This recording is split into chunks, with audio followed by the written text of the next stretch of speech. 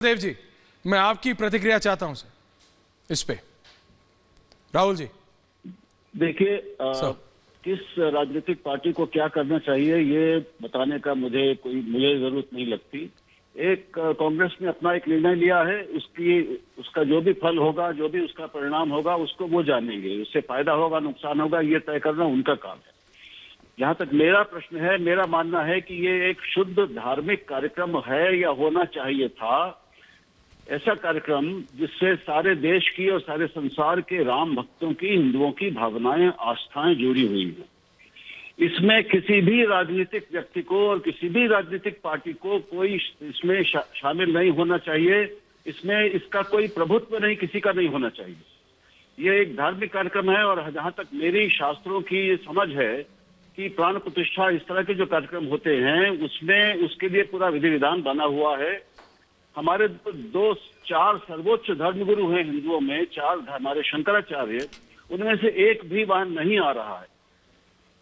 इसका एक मतलब है, अभी आप और आप कितने भी दूसरे साधु संतों को ले ले, उन सबका बहुत आदर है, लेकिन मैं ये कहना चाहता हूं कि जो हमारी पारंपरिक परंपरा है, जो एक ढांचा बना है हिंदू धर्म का, उसमें सर्वोच्च धर्मगुरु हैं और धर्म के प्रश्न पर व्यवस्था देने का अधिकार जिनको है, वो चार शंकराचार्य हैं।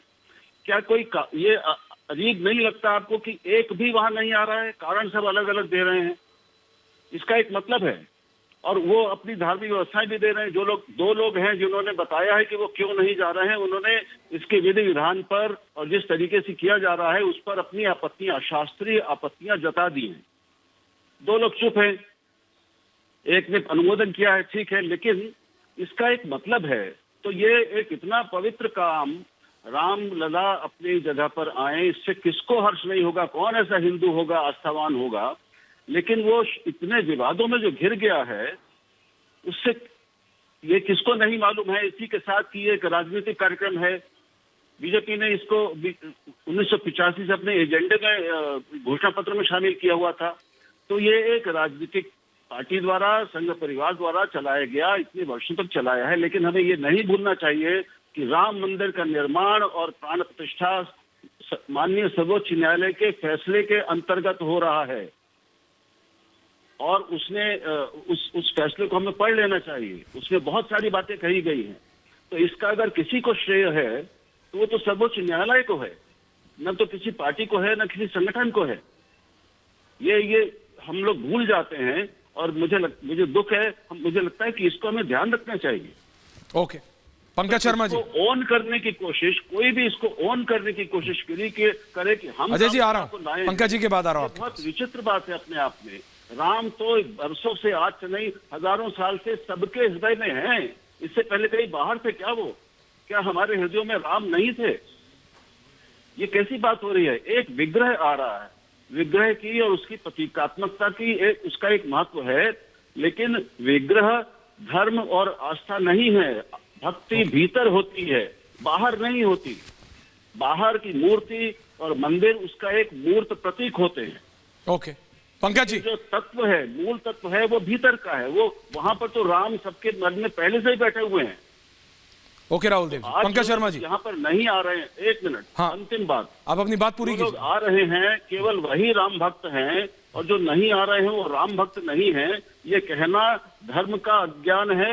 ये कहना राम का भी, मैं कहूंगा, अपमान है और मानना है। ये बहुत गलत बात है, किसी को ये नहीं करनी चाहिए बात। पंकज शर्मा जी, राम जो थे वो सर्वशक्तिमान होते, कन्हैया जी आ रहा हूं उसके बाद, मर्यादा पुरुषोत्तम थे। उन्हें मर्यादा पुरुषोत्तम कहा गया है। तो वो सर्वशक्तिमान थे और मर्यादा पुरुषोत्तम थे। और यहाँ ऐसे हैं कि क्षण भंगुर हैं, मगर हर मर्यादा का खुलेआम उल्लंघन करने में लगे हुए हैं।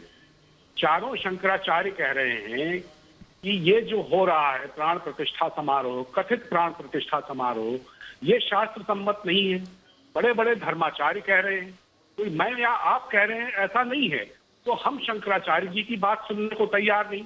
और ऐसे लोग आकर प्रवचन दे रहे हैं जिनको ये नहीं पता कि रामचरितमानस में कितने कांड हैं, कितने खंड हैं, कितने दोहे हैं, कितनी चौपाइयां हैं। जिन्होंने कभी रामचरितमानस पढ़ा नहीं, जिनको ये पता नहीं कि गोस्वामी तुलसीदास ने कितने दिनों में रामचरितमानस की रचना की थी, उन सबके प्रवचन हमें सुनने पड़ रहे हैं। तो बड़ी अजीब सी एक बात है। अब आप एक बात बताइए कि अगर 500 साल बाद ऐसा ये सब हो रहा है तो इतनी भावनात्मक लहर उठनी चाहिए थी देश में। इस भावनात्मक एक व्यक्ति के मैंनेवाद ने खुद ही विवादास्पद कर डाला। अगर उन्होंने रामलला को अपनी उंगली पकड़ाकर अयोध्या के मंदिर में प्रवेश कराने की अपनी जो संकीर्ण ललक है उस पर थोड़ा काबू रख लिया होता तो क्या इस आयोजन की बलैया लेने के लिए समूचा देश आज उमड़ नहीं रहा होता? तो ये गलती किसकी है? क्या आप आज से पहले सोच भी सकते थे कि कट्टर हिंदुत्व के आलमबरदारों के दशकों के संघर्ष के बाद अयोध्या में जब मंदिर की प्राण प्रतिष्ठा हो रही होगी तब देश में हिंदुओं का एक बहुत बड़ा तबका उसकी शुचिता से जुड़े मसलों पर इतना गहन विचार विमर्श कर रहा होगा? तो ये सबसे बड़ी चिंता की बात है।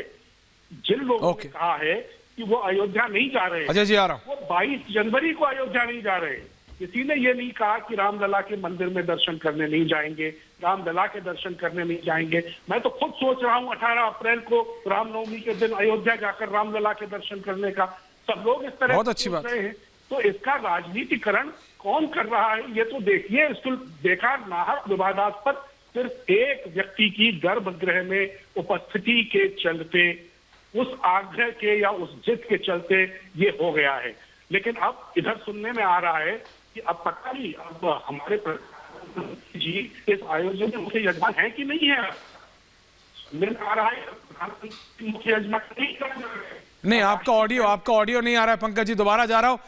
अजय आलोक जी आपको जवाब दे रहे हैं, उसके बाद में आ रहा हूं स्वामी दीपांकर और कन्हैया मित्तल जी के पास। हाँ अजय आलोक जी जवाब दे रहे हैं। सर अपना ऑडियो ठीक कर लीजिए पंकज जी, थैंक यू। या राहुल देव जी को भी ले आइए। नहीं, राहुल जी को, पंकज जी को मैं ये भी बताना चाहूंगा जी, राहुल देव जी, कुछ लोग विघ्न संतोषी होते हैं।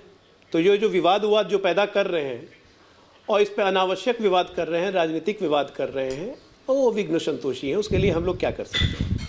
और दूसरा जरा फैक्चुअल फैक्ट्स लेते हैं। बार बार शंकराचार्यों की बात हो रही है। आपके पास होगा ऐश्वर्या जी, आपके आर्काइव में कल ही द्वारका के शंकराचार्य ने जो बयान दिया है उसको कृपया करके सुनवा दीजिए। उन्होंने बड़े साफ साफ शब्दों में कहा कि बिल्कुल धर्म और शास्त्र के हिसाब से हो रहा है। बनारस के ब्राह्मण वहां पहुंच चुके हैं, पूजा अर्चना आज से शुरू हो जाएगी। तो शंकराचार्य की बात बेमानी है। अब दूसरी बात आइए, ये बताइए कि हिंदुस्तान में इतने मंदिर हैं, कितने मंदिरों के प्राण प्रतिष्ठान में शंकराचार्य आज तक गए हैं? अरे वो तो छोड़ दीजिए, सोमनाथ का मंदिर 1951 में जब हो रहा था, प्राण प्रतिष्ठान के लिए कौन गया था? सरदार वल्लभ भाई पटेल और राजेंद्र प्रसाद, हमारे प्रथम राष्ट्रपति। और तब किया था प्राण प्रतिष्ठान जब गर्भगृह भी नहीं था, क्योंकि मंदिर बना जाके 1965 में, 51 में प्राण प्रतिष्ठान हो गए थे। क्या बात आप लोग कर रहे हैं? कंट्रोवर्सी तो यहां से शुरू होती है जब ऐसी बातें, भ्रामक बातें लाते हैं आप लोग।